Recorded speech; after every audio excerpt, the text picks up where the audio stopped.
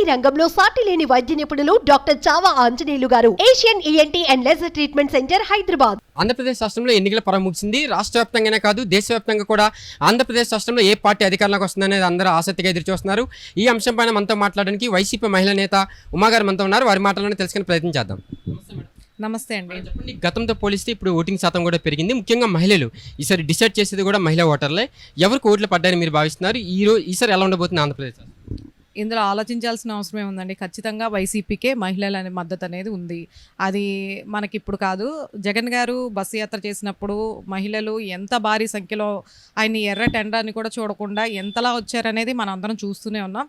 కాబట్టి ఖచ్చితంగా మహిళలకి సంక్షేమ పథకాలు కావచ్చు, అంగన్వాడీ విధానంలో కావచ్చు, మహిళలు చాలా లబ్ధి పొందారు. కాబట్టి ఖచ్చితంగా మహిళల మద్దతు భారీ సంఖ్యలో వైసీపీకే ఉంటుందని నా ఉద్దేశం. ఎక్కువ శాతం ఓట్లు పెరిగినందున ప్రభుత్వం పైన వ్యతిరేకత ఉంది కాబట్టి ఎక్కువ శాతం ఓట్లలో పాల్గొన్నారంటూ కూడా టీడీపీ నేతలు మాట్లాడుతున్నారు. మరి ఏం చెప్తారు? వ్యతిరేకత అనేది వాళ్ళు క్రియేట్ చేసుకుంటుందే తప్ప ఈ 4 సంవత్సరాల ఏదైతే ఉందో 58 నెలలు పరిపాలన ఏదైతే ఉందో ప్రతి ఒక్కరూ కూడా, ముఖ్యంగా బడుగు బలహీన వర్గాలందరూ కూడా చాలా లబ్ధి పొందారండి. సంక్షేమ పథకాలు కావచ్చు, రాష్ట్ర అభివృద్ధి కావచ్చు, కానీ చాలామందికి అభివృద్ధి అనేది కనిపించట్లేదు. ఏంటంటే అందరిలాగా డబ్బా కొట్టుకునే విధానంలో మా జగన్మోహన్ రెడ్డి గారు లేరు. చేసిన చిన్నదాన్ని కూడా చాలా గొప్పగా చూపించుకునే తత్వంలో లేరు. కాబట్టి చాలామందికి తెలియట్లేదు అభివృద్ధి అనేది. 17 మెడికల్ కాలేజెస్ వచ్చాయి. అలాగే మనకి 10,000కు పైగా రైతు భరోసా కేంద్రాలు వచ్చాయి. 10,000కు పైగా గ్రామ సచివాలయాలు వచ్చాయి. మరి ఇవన్నీ డెవలప్మెంట్స్ కదా అండి. అలాగే శ్రీకాకుళం జిల్లాలో మనకి ఉద్దానం అనే గ్రామంలో కూడా ఎప్పుడో నుంచి అంటే చాలా విపరీతంగా చాలామంది పేషెంట్లు, కిడ్నీ పేషెంట్లు ఎంతోమంది ఉన్నారు. దానికి సొల్యూషన్ చూసిన నాయకుడే లేడు ఇంతవరకు. మరి అటువంటి సమస్యని చిటికలో పరిష్కారం చేసిన వ్యక్తి మన జగన్మోహన్ రెడ్డి గారు. మరి ఇవన్నీ కూడా అభివృద్ధి పదంలోనే ఉన్నాయి. ప్రతి ఒక్కళ్ళకి కనిపించట్లేదు. అంతే ఏదో మసిపూసి మారేడుకాయ చేయాలని చెప్పేసి ఏదో అంటారు సామెతలు, అలా చేస్తున్నారే తప్ప తెలుసుకున్న వాళ్ళు, లబ్ధి పొందిన వాళ్ళు మహిళల్లో కావచ్చు, యువతలో కావచ్చు, చాలా మందికి సంక్షేమ పథకాలు వచ్చాయి. బిలో పవర్టీలో ఉన్న వాళ్ళు ప్రతి ఒక్కరు కూడా బాగుపడ్డారు. పేదవాడు ఈరోజు కడుపు నిండా అన్నం తిని కంటి నిండా నిద్రపోతున్నారంటే దానికి కారణం వైసీపీ ప్రభుత్వమే. ఇందులో no doubt about it. Okay, అనేక సర్వేలు కూడా 120 నుంచి 130 స్థానాలు వైసీపీ గెలిచిందంటూ వస్తున్న వార్తలు. అదేవిధంగా ఈరోజు జగన్మోహన్ రెడ్డి కూడా 151 మించి స్థానాలు గెలుస్తామంటూ ఆత్మవిశ్వాసంతో మాట్లాడుతున్నారు. అది ఆత్మవిశ్వాసమా లేదంటే ఏం చెప్తారు? సెల్ఫ్ కాన్ఫిడెన్స్ అండి. ఆయన నమ్ముకున్నారు. ఇది ప్రజలందరూ చూస్తూనే ఉన్నారు. ఫస్ట్ నుంచి కూడా ముగ్గురు అంటే కూటమిగా వచ్చారు తప్ప ఆయన ఎక్కడా కూడా ఫస్ట్ నుంచి వాళ్ళ నాన్నగారు చనిపోయిన దగ్గర నుంచి కూడా ఆయన సింగిల్గానే పోరాటం చేసి ఈరోజు పార్టీని ఇంత అభివృద్ధి పదంలో నడిపించారు. ఆయన ముగ్గురు కలిసి కూటమిగా వచ్చి ఆయన ఓడించాలని చూసినా, ముగ్గురు వచ్చినా, 30 మంది వచ్చినా, 300 మంది వచ్చినా సరే ఆయన సింగిల్గానే పోటీ చేశారు.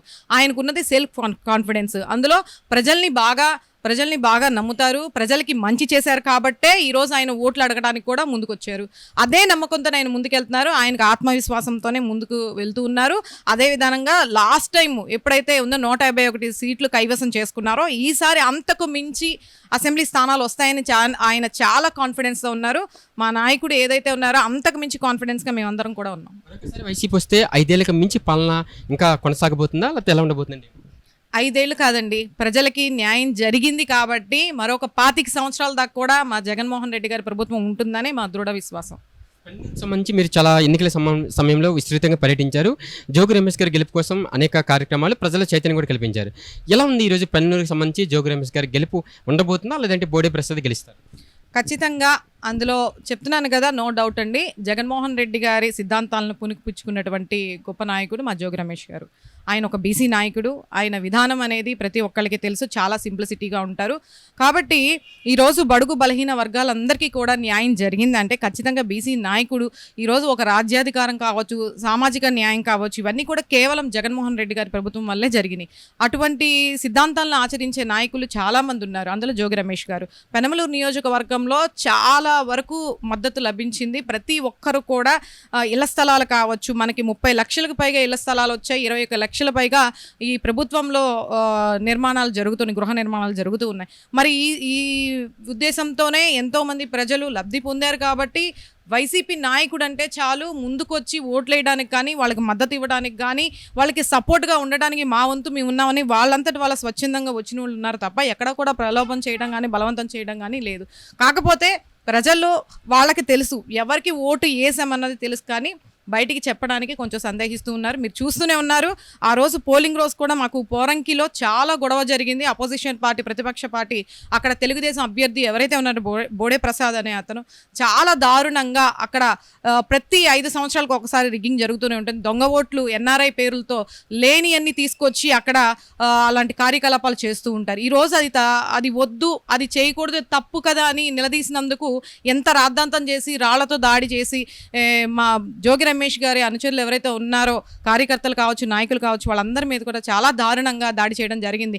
అంతేకాకుండా ఎలక్షన్ ముగిసిన తర్వాత కూడా అనంతపురం జిల్లా కావచ్చు, పల్నాడు జిల్లా కావచ్చు, ఇదంతా కూడా మాచర్లలో కావచ్చు, మీరు చూస్తూనే ఉన్నారు ఎంత ప్రళయ కాండవం చేస్తున్నారంటే ఈ టీడీపీ నాయకులు. చాలా దారుణమైన పరిస్థితి ఉంది. కానీ రాబోయే రోజుల్లో ఖచ్చితంగా ప్రజలు బుద్ధి చెప్తారనేసి నేను దృఢంగా విశ్వసిస్తూ ఉన్నాను. చెప్పండి, ప్రజాస్వామ్యంలో ఓటు అనేది చాలా విలువైంది. ముఖ్యంగా ఈసారి ఎన్నికల్లో మహిళలు ఎక్కువ శాతం ఓట్లలో పాల్గొన్నారు. అంటే మహిళల్లో కూడా ఓట్లు చైతన్యం వచ్చిందంటారా? ఒక మహిళకి ఏం చెప్తారు? గతంలో పోలిస్తే ఇప్పుడు మహిళల్లో చాలా చైతన్యం అనేది వచ్చిందండి. ఓటు అనేది ఖచ్చితంగా మనం వేస్తేనే ఒక నాయకుడిని, మంచి నాయకుడిని, మంచి ప్రభుత్వాన్ని, మంచి సుపరిపాలన మనం చూస్తామనేది ప్రతి ఒక్కరికి చైతన్యం వచ్చింది. అందులో చదువుకున్న వాళ్ళు కావచ్చు, చదువు లేని వాళ్ళు కావచ్చు, ప్రతి ఒక్కరికి ఓటు వాల్యూ అనేది తెలిసింది. కాబట్టే ఈరోజు గతంలో పోల్చుకుంటే 81% వరకు కూడా మనకు ఓటు నమోదవడం అనేది జరిగింది. కాబట్టి మహిళలు అనేది వాళ్ళకి ముఖ్యంగా ఏంటంటే ఈరోజు మహిళలకి భద్రత కావచ్చు, వాళ్ళకి స్వేచ్ఛా స్వతంత్రంలో కావచ్చు, వాళ్ళ కాళ్ళ మీద వాళ్ళు నిలబడడానికి కావచ్చు, ఈ గతంలో ఏ ప్రభుత్వం చేయలేదు. ఎప్పటికీ కూడా పేదవారిని ఇంకా కటిక పేదవారిలా చేసే ప్రభుత్వాలు ఉన్నాయే తప్ప పేదవారిని గుర్తించి వాళ్ళకి ఏ అవసరాలు కావాలో, వాళ్ళకి ఎటువంటి అవసరాలు మినిమం ఫెసిలిటీస్ కల్పించాలనే నాయకుడు మా జగన్మోహన్ రెడ్డి గారు. ఈరోజు మరి పేదలందరినీ కూడా ఆదరించారు. కాబట్టి అందులో ఎస్టీ, ఎస్సీ, మైనారిటీలు, బహుజనులందరికీ కూడా ఏమేం కావాలో మెయిన్లీ రిక్వైర్మెంట్ విద్య, వైద్య, అలాగే ఉపాధి అనేది ఈ రోజుల్లో ప్రతి ఒక్కరికి కావాల్సింది. మరి పెన్షనర్స్ ఎవరైతే ఉన్నారో, వికలాంగులు కావచ్చు, వితంతువులు కావచ్చు, వీళ్ళందరినీ కూడా గుర్తించి వాళ్ళందరికీ ఈరోజు అంటే వాళ్ళు ఎవరి మీద డిపెండ్ అవ్వకుండా, ఫర్ ఎగ్జాంపుల్ చెప్తానండి, నేను పెనమలూరు నియోజకవర్గంలో ఈ ప్రచారంలో వెళ్తున్న భాగంలోనే చాలామంది పెద్దవాళ్ళని కలవడం జరిగింది.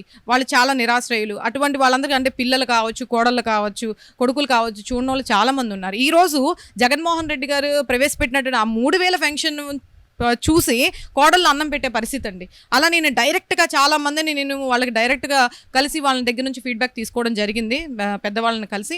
ఈరోజు వాళ్ళు చాలా హర్షం వ్యక్తం చేస్తూ ఉన్నారు, చాలా ఆనందంగా. అమ్మ, ఈ 3000 రావడం వల్ల మా కోడలు అన్నం పెట్టలేదు. గతంలో వాళ్ళ పరిస్థితి చాలా దారుణంగా ఉండేది, అనాథ శరణాలయాలకి పరిమితం అయి ఉండేవాళ్ళు. ఈరోజు వాళ్ళంతటా వాళ్ళు ఉండడానికి ఇల్లు ఇస్తున్నారు, తినడానికి తిండి పెడుతున్నారు, అలాగే నెల నెల పెన్షన్ ఇస్తున్నారు, వైద్యం ఇస్తున్నారు ఆరోగ్యశ్రీ కార్డు ద్వారా. ఇంకా వాళ్ళకి ఏం కావాలంటే పెద్దవాళ్ళకి ఎవరి మీద డిపెండ్ అవ్వాల్సిన అవసరం లేదు. మరి ఇటువంటి సుపరిపాలన అందిస్తున్నటువంటి జగన్మోహన్ రెడ్డి గారిని ఎవరైనా వదులుకుంటారా? మహిళలు కావచ్చు, యువత కావచ్చు, ఎవరు కూడా దాన్ని అర్థం చేసుకుంటే కనుక ఎవరు కూడా వదులుకోరు. మరొక 25 సంవత్సరాలు కావచ్చు, 50 సంవత్సరాలు కావచ్చు, జగన్మోహన్ రెడ్డి గారు ఉన్నంతకాలం ఈ ప్రభుత్వం వస్తుందని మా దృఢ సంకల్పం.